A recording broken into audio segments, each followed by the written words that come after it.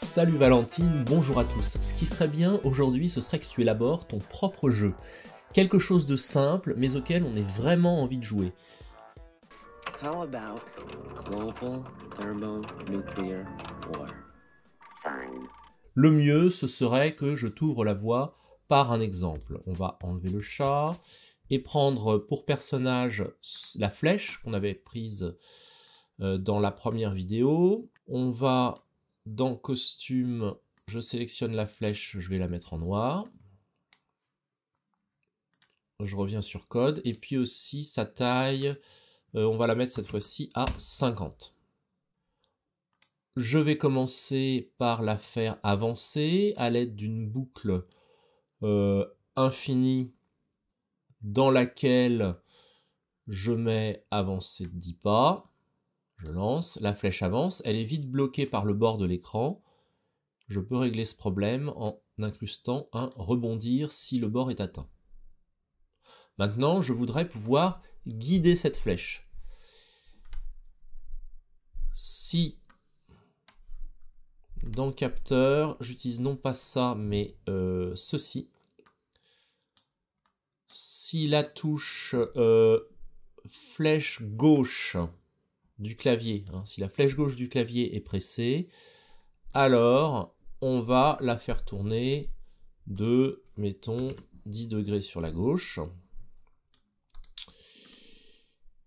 Et si c'est la touche flèche droite, eh bien on la fera tourner de 10 degrés sur la droite. Et là, normalement, avec le clavier, là j'utilise les touches directionnelles du clavier, et je peux déjà guider la flèche.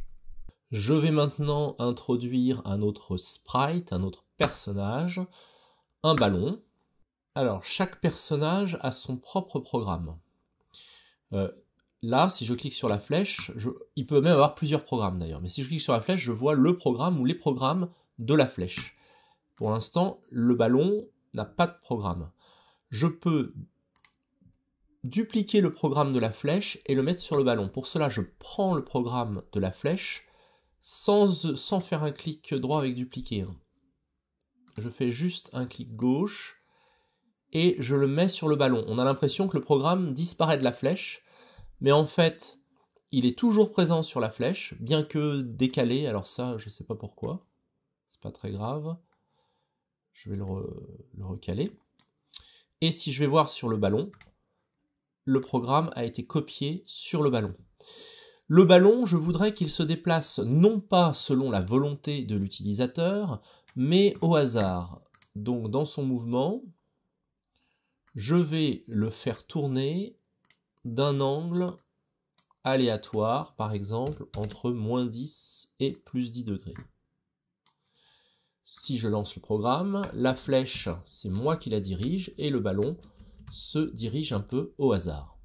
Le ballon va faire gagner des points. Alors je vais d'abord créer une variable score, je vais l'appeler S, que je n'oublie pas de mettre à 0 au début du programme. On va mettre S à 0 dans le programme de la flèche.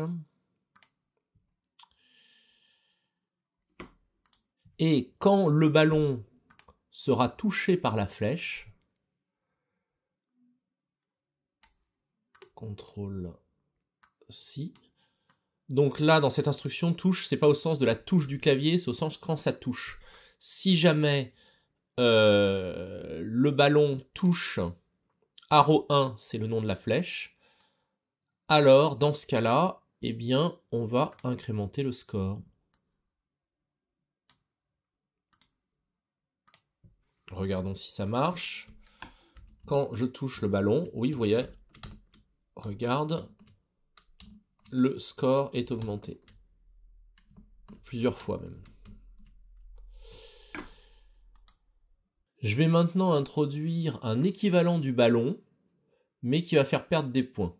Il prendra la forme, par exemple, d'une chauve-souris. Bon, elle est beaucoup trop grande. Je mets sa taille à 50. Je vais copier le programme du ballon dans la chauve-souris. Allons voir. Sauf que quand la chauve-souris est touchée par la flèche, au lieu d'ajouter un point, on va ajouter moins un point, c'est-à-dire faire perdre un point. Donc je lance le programme. Là, je déplace la flèche. Si jamais la flèche touche le ballon, elle gagne des points. Mais lorsqu'elle touche la chauve-souris, elle en perd. Et pour corser un peu le jeu, eh ben, on va mettre 2 chauves-souris. Il suffit d'aller sur la chauve-souris, ici, et de dupliquer. Je relance le programme. Et là, c'est déjà beaucoup plus difficile.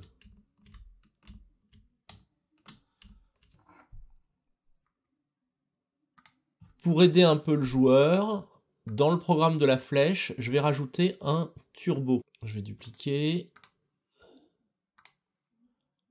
Si la barre d'espace est appuyée, on va avancer de 5 pas de plus. Donc je relance le jeu. Là, si j'ai besoin d'accélérer, j'appuie sur la barre d'espace et la flèche accélère. Bon, pour l'instant, je perds surtout des points. Donc on pourrait dire que le but, ça va être d'essayer d'avoir 100 points à ce jeu-là. Donc j'en suis très loin, là.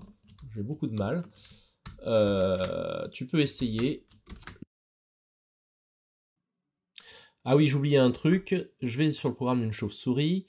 Si je regarde dans costume, la chauve-souris a plusieurs apparences possibles qui s'appellent des costumes. Je reviens dans code, et en fait, dans apparence, on peut passer au costume suivant, c'est-à-dire à l'apparence suivante. Si je mets ça dans la boucle, alors la chauve-souris va passer d'une apparence à l'autre, et elle va ainsi battre des ailes. Alors là, j'ai qu'une chauve-souris qui bat des ailes. Ce que je vais faire, je vais effacer la deuxième, redupliquer la première, et voilà. Bon, le jeu était trop difficile, donc j'ai un peu modifié les vitesses des objets. Je t'ai mis ce jeu sur le site du professeur Pygama, Google, Pygama avec 2 M, page de Scratch, paragraphe de cette vidéo. Tu cliques ici, et puis tu vas là. Et tu peux déjà essayer d'y jouer. Et disons que le but est d'atteindre 100 points par exemple. Moi, j'y suis pas encore arrivé. Et ensuite, tu peux sûrement améliorer le jeu en lui apportant tes modifications. Et puis j'espère surtout que ça te donnera envie de faire ton propre jeu que tu partageras avec tes amis. Si tu as des amis, sinon ça te laissera plus de temps pour programmer.